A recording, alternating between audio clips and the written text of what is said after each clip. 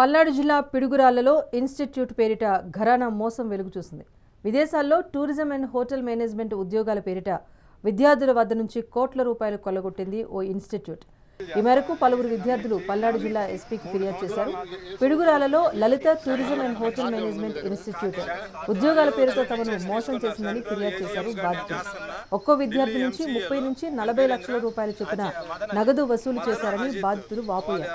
తమకు న్యాయం చేయాలని పల్నాడు జిల్లా ఎస్పీ కంచి శ్రీనివాసరావును వేడుకున్నారు. 20,000 అని చెప్పారు. ఎక్కడికి వెళ్ళి ఇంటర్వ్యూ చేసినా 10,000 కన్నా ఎక్కువ ఇవ్వనంటారు. ఢిల్లీ వాళ్ళతో మాట్లాడుకుంటాం.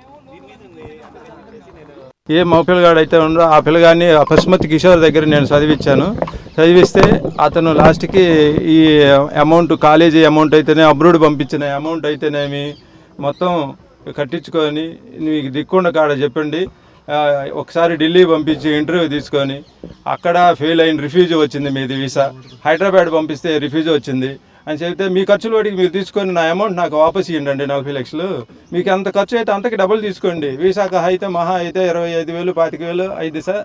ఏ మగ పిల్లగాడు అయితే ఉండో ఆ పిల్లగాడిని పశుమతి కిషోర్ దగ్గర నేను చదివిస్తే